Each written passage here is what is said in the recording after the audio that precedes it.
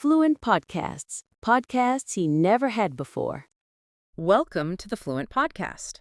Hello, everyone. If you're following our English A1-A2 podcast playlist, you know we aim to give you the essential language skills you need, like, right now. Today, we're diving into something everyone does, talking about shopping in English. That's right.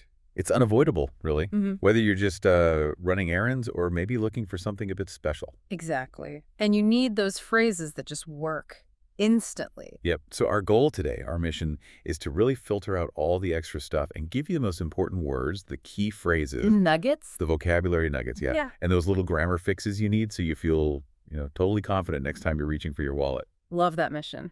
Okay, let's start right at the beginning, because this is often where A1 or A2 learners might make a little mistake. How do we even talk about the action of shopping? Good starting point. The basic foundational phrase is simply go shopping. Okay. And this is the first really crucial correction. We treat shopping here like an activity. It's not really a place you go to. Ah, okay.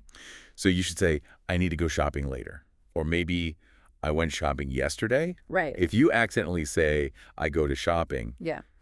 well, people will probably understand you, but it just sounds a bit unnatural. So it's like saying go swimming or go running. You don't say go to swimming. Precisely. That's the perfect comparison. It's an activity. Okay. And there's maybe a slight difference, a nuance, if you're talking about things you have to buy versus things you want to buy. Oh, tell me more. Well, we often use do the shopping or maybe do my shopping when we mean buying necessary things, daily stuff, like going to the supermarket for milk, bread, toilet paper, that kind of thing. Okay, so if I bought, say, a new jacket, I'd probably say I went shopping for a jacket. Yeah. But if I just bought food for dinner tonight, I could say I did the shopping this afternoon. That's the key distinction, exactly. If it feels mandatory, domestic routine, you do the shopping. If it's maybe something more special or just for fun, you go shopping. Got it. Okay, let's move from the general action to the actual buying part, the transaction. We have two really common verbs here, and I know learners sometimes wonder, is there a difference between buy and get? Ah, good question. Like, if I see you with a cool new phone, should I ask, where did you buy that? Or where did you get that? Honestly, you can use either one. Oh, really? Yeah, in just everyday conversation, they're basically interchangeable. Where did you buy those shoes? It's just the same thing as where did you get those shoes? Okay, that simplifies things. It does. The really important part, especially for learners, is remembering the past tense forms, especially for buy. Right, the past tense can sometimes trip people up. It really can. Yeah. Buy becomes bought, which sounds a bit like broad, so watch out for that. And get becomes got. So if you're telling someone about your new phone, you can say, I got it online. Or you could say, I bought it last week. And both sound natural. Totally natural. Both are correct. Okay. Speaking of buying things online or in stores, the prepositions. Ugh, this is where it gets tricky. When do we use at and when do we use from? Yes. This is probably one of the #1 preposition traps for English learners. But the rule is actually quite simple once you see it. Okay, lay it on me. We shop at a store or at a mall or at a market when we're focusing on the location, the place. Got it. Location. But we buy something from a seller or from a brand, from the source of the item. Okay, can you give us a concrete example? Make it practical. Sure. Let's imagine you're at a big shopping center. Let's call it the City Mall. Okay. And inside the mall, you buy a shirt from a specific shop called Trendy Threads. Right. You could correctly say, I bought this shirt at the City Mall because the mall is the general location. Makes sense. But you would also say correctly, I bought the shirt from Trendy Threads because Trendy Threads is the seller, the specific shop. Ah, I think I see. So at is kind of geographic, big place, and from is more transactional, who sold it to you. That's a fantastic way to put it. Exactly. At is location. From is the source or seller. Okay. And online, does that change? For online shopping, we usually use on or from, like I bought a game on Amazon, or maybe I got a great discount from their website. Both work. Right. On or from for online. Okay. Now that we know where and how we buy, the absolute most crucial part of any shopping conversation, the price. Money talks. Exactly. And there are two basic questions about price, but they depend on time, right? Present versus past. Precisely. And getting this right really helps knowing whether you need the simple present tense or the simple past. Okay. So, situation 1. You're in the store right now. You're holding an item, maybe a book. You need the price now. What do you ask? How much is it? Perfect. How much is it? Simple, direct, present tense because it's about the price right now. Okay. But what if I see my friend's really nice leather jacket and maybe they bought it last year? I want to know what they paid. Then you absolutely must use the past tense. You ask, how much was it? Because you're asking about the historical transaction, the price they paid back then. Not the price today. Exactly. You can't really ask, how much is your jacket to your friend wearing it? It sounds like you want to buy it from them right now. Yeah, I hear that mistake sometimes. Someone points to a friend's car and asks, how much is your car? And it should always be. How much was your car? Exactly right. Just knowing when to use is and when to use was for price, honestly, it solves probably half your price-related conversation problem straight away. That's a huge win. Okay, good. Let's transition now into the place most of us probably shop every single week, the grocery store. Okay, the supermarket. First things first, let's nail the vocabulary for the place itself. We call it a grocery or a grocery store. Grocery store. Got it. And if you're in North America, you'll probably hear different pronunciations, sometimes even from the same person. Oh, yeah. Yeah, some people say it with a clear "es" sound in the middle, grocery, and others use more of a she sound, grocery. Grocery. Both are completely fine. Just be aware you might hear both. Good tip. Okay, so you arrive at the grocery store. Before you even start shopping, you need something to put your items in. Right. In most places, that's called a cart, or the longer version, a shopping cart. Cart? Easy enough. But here's a fun little bit of regional language for you. If you happen to be in the southern part of the United States, you might hear people call that exact same thing a buggy. A buggy.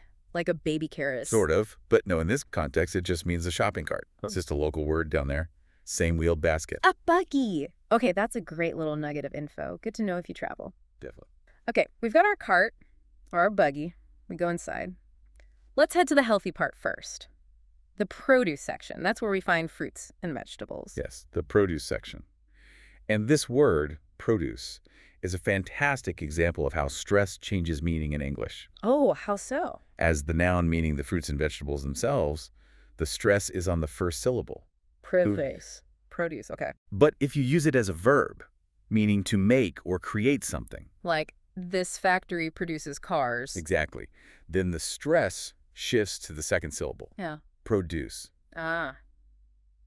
Produce the food, produce the cars. You got it. It's like two different words just based on the emphasis. That's really important. In the produce section, you'll find stuff sold in two main ways. There's loose produce things like individual broccoli heads or single apples where you pick each one. Right, you weigh those yourself usually. And then there's bagged produce, things already packaged up, like a bag of potatoes or a net of lemons. Loose or bagged. Got it. Now, as we're walking around looking at prices, there are two phrases that sound similar but mean very different things: on sale and for sale. Yes. This distinction is super important, especially if you like saving money. Who doesn't? Exactly. So if something is for sale, it simply means you can buy it. It's available. Technically, almost everything in the store is for sale. Okay, that's just available. Right. But if an item is on sale, that means there's a special price, a temporary discount. It's cheaper than usual for a limited time. So on sale is the one I'm really interested in. That's the one that saves you money. Big Yeah. difference. For sale, available. On sale, discount. Okay, crystal clear. Now, what about specific parts of the store? Like where you get sliced meat or cheese? That's the deli counter. Yeah. Or just the deli. Okay. And here, you usually have to tell them exactly how much you want. You need to specify the quantity. So you might say something like, "Could I get half a pound of turkey, please?" Or a quarter pound of Swiss cheese. Half a pound, quarter pound. Right. Got to know those fractions. Yep. And as you're walking between all the shelves, the passageway you walk down is called an aisle. Aisle. And that spelling is tricky, right? A-I-S-L-E. It is.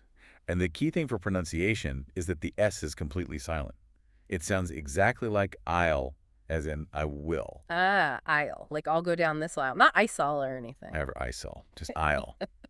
Keep an eye out, too, for the end cap. End cap. What's that? That's the shelf display, right at the very end of an aisle, facing the main walkway. Oh, yeah. They often put snacks or special promotions there. Exactly. That's the end cap.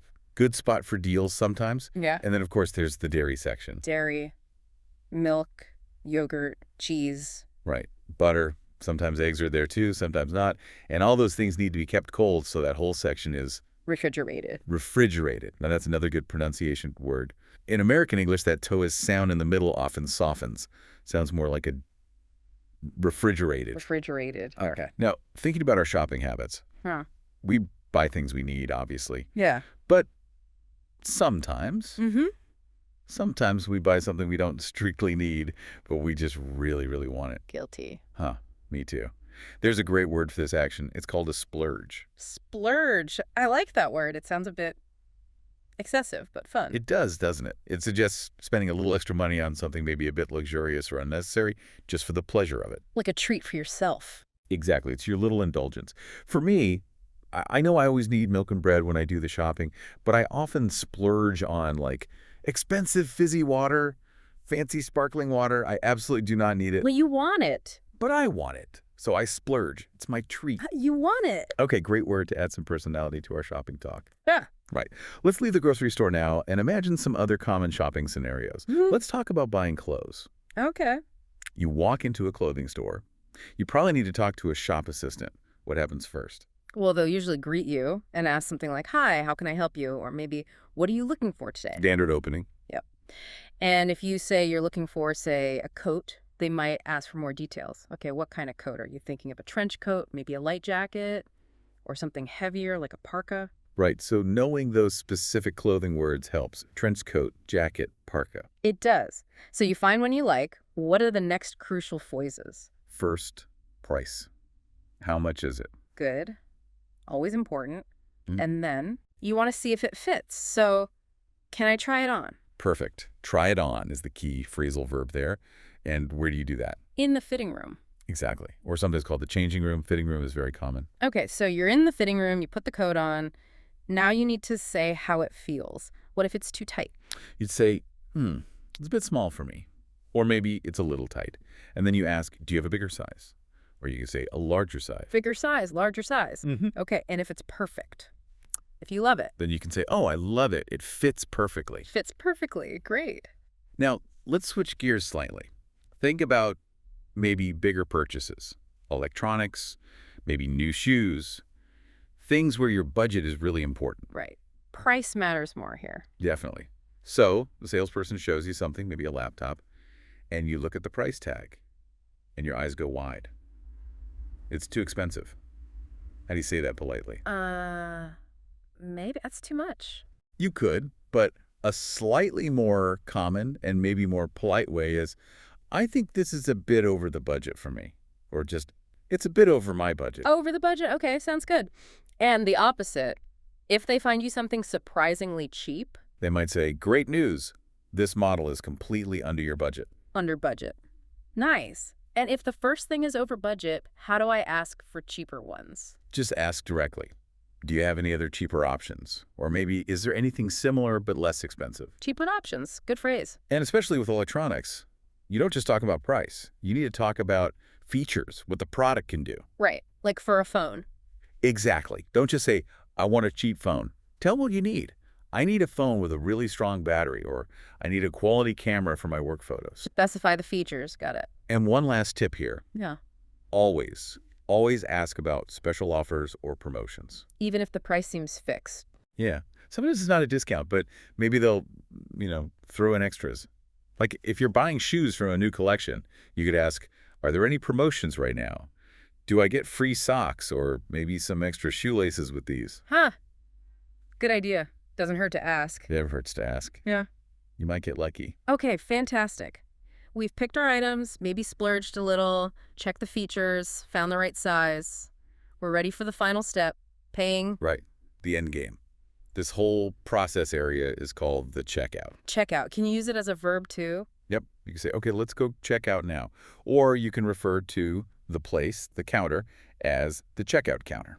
Both work. Checkout counter. Okay. So you get to the counter with your items. What's the first question they usually ask? Probably the big payment question. How would you like to pay? Or more directly, do you want to pay in cash or by card? Cash or card. Simple enough. Notice they usually just say card, not always credit card. That's true. Card covers credit or debit usually, unless they need to know specifically. And before they even scan your items, they might ask about. Discounts. They'll often ask, do you have a membership card? Or maybe a loyalty card. Right. Always have that ready if you have one. Scan it first. Definitely. Get those points or discounts. Now, if you choose to pay with cash and the item costs less than the money you give them, You get money back. right, and that money you get back is called change. So if you pay with a $50 note for something that costs $45, you receive $5 in change. Change. Got it. Okay. Payment done. Almost finished. But there's still a couple more questions they might ask. Yep, usually about bags. They'll ask, do you need a bag? Or more specifically, do you want paper or plastic? Depending on the store and location, of course. Paper or plastic? The classic question. Mm-hmm. And then finally, they hand you your items, and usually 2 important pieces of paper. The receipt. Definitely the receipt, your proof of purchase. Mm. And if you bought something like electronics or an appliance, you'll also get the warranty card. Right. The warranty. For repairs. Keep those safe. Absolutely. And we can't forget the very last actions. Once you've paid and got your bags, Yeah. you take your stuff to the car. We say you load the groceries or items into the car. Load the car. And then when you get home, you take everything out of the car. That's unload. Load and unload makes sense. So load the car at the store, unload the car at home. Wow. Okay. That really covers the entire journey, doesn't it? From thinking about shopping to putting the groceries away. We've covered a lot. But if you're an A1 or A2 learner listening to this and you think, whoa, that's too much to remember right now, Yeah. maybe focus on just 5 key phrases to start. Good idea. What would be your top 5? Okay, number 1, just saying the activity correctly, I go shopping, not go to shopping. Right. I go shopping. Number 2, the basic price question in the store, how much is it? How much is it? Yep. Number 3, asking about clothes size, do you have a bigger size? Do you have a bigger size? Good one. Number 4, saying something fits well, it fits perfectly. It fits perfectly. Love that feeling. And number 5, the payment question, cash or card. Just understanding that question is key. Okay, those 5 are gold. I go shopping. How much is it? Do you have a bigger size? It fits perfectly. And cash or card. Master those, and honestly, you're ready for most basic shopping interactions in any store. Fantastic. Now, before we wrap up, here's a little thought, a little practice prompt for you based on what we talked about. We mentioned that word splurge, buying something you want, maybe something a bit fun or luxurious that you don't strictly need. Like sparkling water. Exactly. So we want you, our listener, to practice forming one sentence in English right now. Think about it. What is one thing you frequently splurge on when you go shopping? It could be anything. A type of chocolate, a fancy coffee, maybe magazines, a particular brand you like. Whatever it is for you, just try to form that sentence. I often splurge on, and then say the item. Yes, say it out loud. Maybe even write it down. I often splurge on. That's how you practice, how you build that fluency step by step. Absolutely. Well, thank you so much for joining us for this look at the language of shopping. Hope it was helpful. Keep practicing those phrases. Maybe try that splurge sentence, and we'll see you next time on the Fluent Podcast.